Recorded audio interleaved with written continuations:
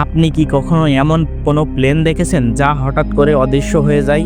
না কোনো সিগন্যাল, না কোনো ওয়ার্নিং, যেন আকাশ একে গিলে ফেলেছে। তারপর কেটে গেছে প্রায় ৩৭ বছর। এটা কি সম্ভব?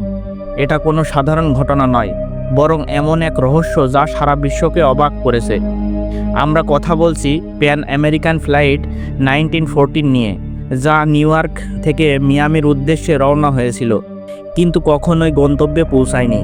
ঘটনাটি ঘটেছিল নিউ ইয়র্কের লা গার্ডিয়া এয়ারপোর্টে। যাত্রীরা ছিল সাধারণ মানুষ। কেউ কেউ ব্যাগ গুছাচ্ছিল, কেউ মজা করছিল, আর কেউ হয়তো ভবিষ্যতের স্বপ্ন দেখছিল। মোট 57 জন যাত্রী এবং 4 জন ক্রু মেম্বার ছিলেন সেই বিমানে। সবকিছু ছিল একদম স্বাভাবিক। ক্যাপ্টেন ছিলেন মিগুয়েল ভিক্টর কারেন। তিনি নিজের আসনে বসে সবকিছু ঠিকঠাক পরিচালনা করছিলেন। এই ছিল এক ছোট সাধারণ ফ্লাইট, নিউ ইয়র্ক থেকে মিয়ামি, ফ্লোরিডা, যার ভ্রমণের সময় মাত্র 3 ঘন্টা। সেদিন আকাশে কিছুটা খারাপ আবহাওয়া ছিল, কিন্তু সবকিছু ছিল নিয়ন্ত্রণে। ঠিক সকাল 9টায় ফ্লাইটটি আকাশে উড়ে যায়। কয়েক মিনিটের মধ্যে নিউ ইয়র্ক শহরের উঁচু উঁচু বিল্ডিংগুলো পেছনে পড়ে যায় এবং ফ্লাইটটি চলে আসে আটলান্টিক মহাসাগরের উপর। যাত্রীদের মুখে ছিল উত্তেজনা। কেউ জানালা দিয়ে তাকিয়েছিল, কেউ বই পড়ছিল, আর কেউ ভাবছিল মিয়ামির রোদেলা সৈকতের কথা। কিন্তু তারা কেউই জানতো না যে কয়েক মিনিটের মধ্যেই তাদের জীবনে ঘটতে চলেছে এক অবিশ্বাস্য ঘটনা। সকাল 10:12 new York air traffic control নিশ্চিত করে যে ফ্লাইট 1914 তার রুটেই আছে এবং সবকিছু স্বাভাবিক। কিন্তু সকাল 10:15 ঘটে এক আশ্চর্য ঘটনা। এক ঝাঁকুনি অনুভব করা যায় এবং ফ্লাইট 1914 হঠাৎ করেই আকাশ থেকে অদৃশ্য হয়ে যায়। এই প্লেনটির আর কোনো খোঁজ পাওয়া যায়নি। এয়ার ট্রাফিক কন্ট্রোল আতঙ্কিত হয়ে বারবার মেসেজ পাঠাতে থাকে, ফ্লাইট 1914, আপনি কি আমাদের শুনতে পাচ্ছেন? কিন্তু কোনো উত্তর আসে না। ফ্লাইট 1914, দয়া করে উত্তর দিন। শুধু নীরবতা, এ যেন এক গভীর অন্ধকারে হারিয়ে যাওয়া। প্রথমে ধারণা করা হয়েছিল হয়তো কোনো যান্ত্রিক ত্রুটি হয়েছে, কিন্তু অন্য সব ফ্লাইট একেবারে স্বাভাবিক ছিল। শুধু ফ্লাইট 1914 ছিল রাডার থেকে হঠাৎ করে অদৃশ্য। মিয়ামির এয়ার ট্রাফিক কন্ট্রোলকে তৎক্ষণাৎ জানানো হয়। তাদেরকে বলা হয় যে ফ্লাইট 1914 হঠাৎ করেই রাডার থেকে মুছে গেছে। অনবোর্ড 61 জন যাত্রী এবং ক্রুসহ এই রহস্য আজও অনেকে ভুলতে পারেনি।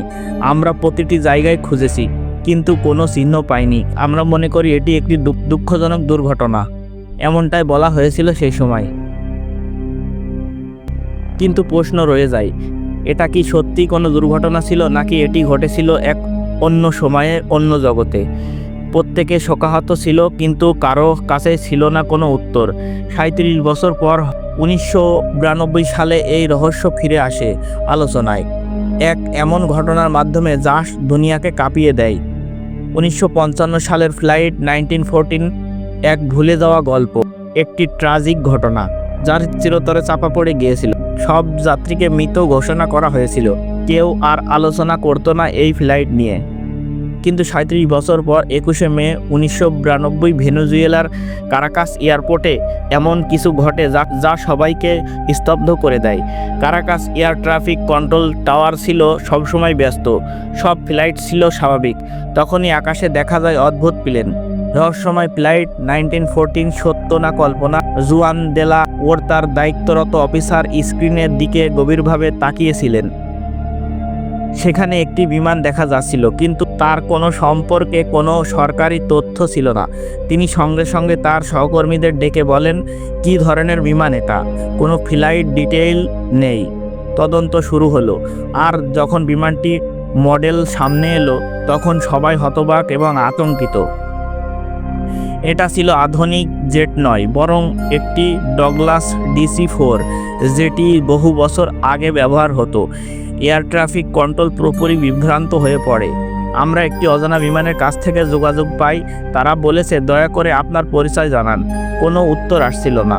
সবার মধ্যে উত্তেজনা তৈরি হয়। হঠাৎ করে কড়কড়ে শব্দ আসে, This is Pan American Flight 1914, New York to Miami. Where are you? এই কথা শোনা মাত্র কর্তা এবং অন্যান্য অফিসাররা স্তব্ধ হয়ে যান।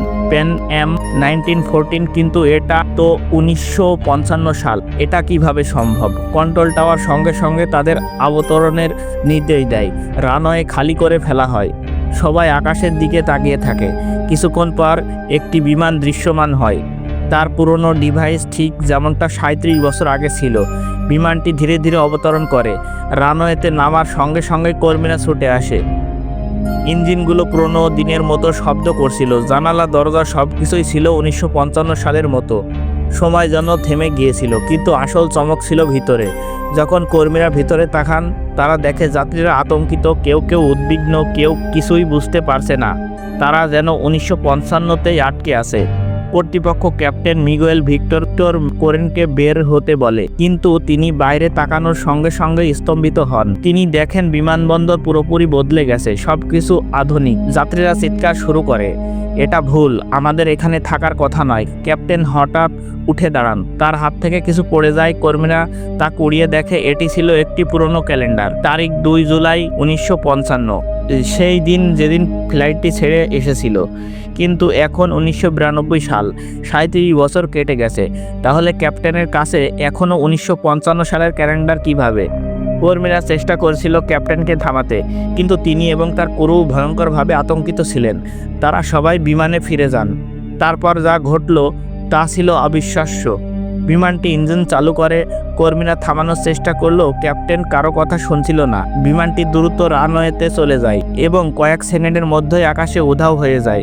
রাডারে আর কোনো সিগন্যাল ছিল না। বিমানটি কোথায় গেল? অন্য কোনো সময়ে পাড়ি জমালো, কোনো টাইম গ্যাপে ঢুকে পড়ল। এই ঘটনা যেন সায়েন্স ফিকশনের মতো শোনায়, কিন্তু অনেকে বিশ্বাস করে এটা সত্য। কেউ কেউ মনে করে এটা নিছকই কল্পকাহিনী।